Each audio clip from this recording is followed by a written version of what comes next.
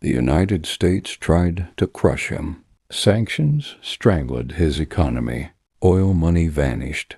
Protests exploded on the streets, and the world was told Nicolás Maduro would fall any day now. But years later, he's still in power.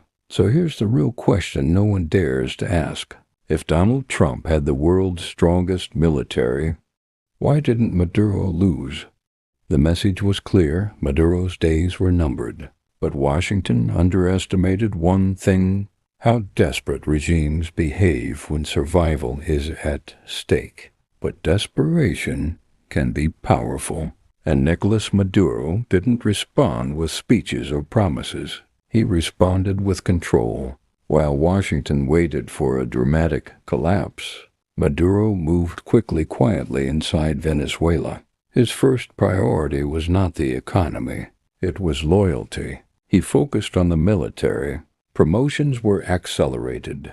Key generals were rewarded with economic privileges. Control over ports, fuel distribution, and imports was quietly handed to trusted officers.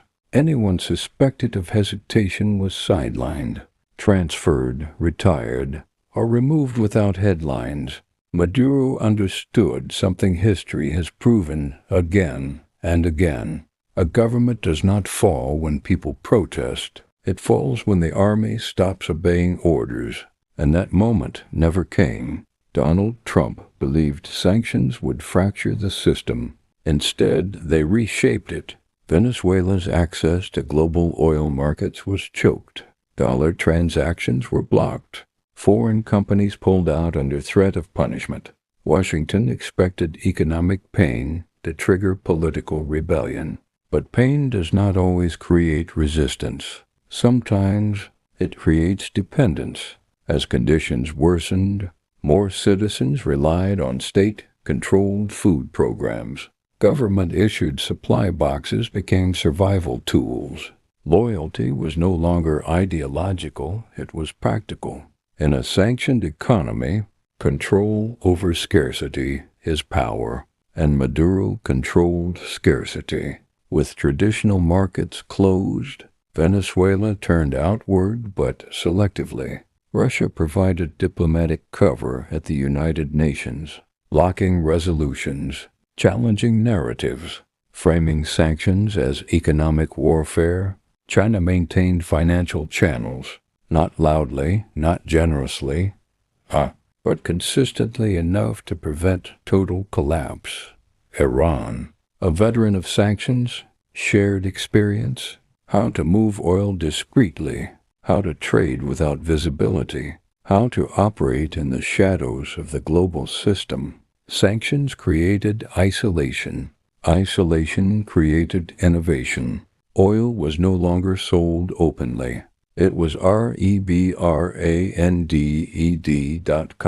rerouted, transferred ship to ship. Gold was extracted and moved quietly, sometimes physically, sometimes through intermediaries. Trade shifted away from the dollar.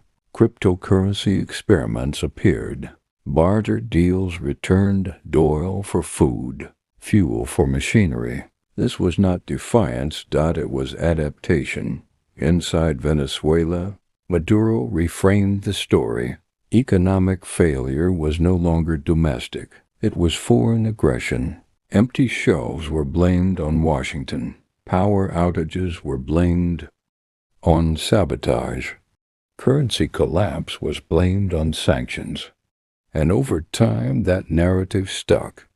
In moments of crisis, people looked for enemies. Maduro gave them one. Fear replaced frustration, and fear unified where hope had failed. Meanwhile, Trump faced constraints rarely acknowledged in campaign speeches. A military invasion would destabilize the entire region. Millions of refugees would flee north. Neighboring governments would face chaos. Civilian casualties would dominate global headlines. Latin America was watching closely, and support was far from unanimous. Without regional consensus, force was politically toxic. Without international backing, it was strategically risky. Maximum pressure had reached its maximum reach, but Maduro remained. This confrontation revealed a deeper truth about modern power. Military strength does not automatically translate into political outcomes. Economic dominance does not guarantee regime change. Pressure without an exit plan often strengthens the very systems it targets. Maduro didn't defeat the United States. He endured it. He adjusted his system to survive pressure rather than remove it. He reduced vulnerability rather than pursue growth. Stability became more important than prosperity. And in authoritarian systems, stability is victory. By the time Trump left office, the landscape had changed. Maduro was still in the presidential palace. The opposition was fragmented. Sanctions remained, but their shock value had faded. What was once expected to last months had stretched into years, and the world moved on. But the real impact of this battle extended far beyond Venezuela. Governments under pressure took notes. Adversaries studied the playbook. Allies quietly reassessed assumptions. They learned that sanctions alone rarely produce surrender. They learned that isolation pushes nations toward alternative alliances. They learned that survival strategies evolve faster than external pressure. This was not just a standoff. It was a lesson. For future American leaders, the message was uncomfortable. Power is effective but incomplete. Pressure works, but only with precision. And regime change is far more complex than rhetoric suggests. Trump believed pressure would force capitulation. Maduro believed survival itself was victory. History sided with endurance. This does not mean Maduro's system succeeded. Venezuela remains deeply scarred. Its economy is fragile. Its people continue to suffer. But politically, Maduro achieved his primary objective. He stayed. In geopolitics, staying alive often matters more than winning. So when we ask, who won, Trump or Maduro? The answer is not simple. Trump demonstrated reach. Maduro demonstrated resilience. One applied pressure. The other absorbed it.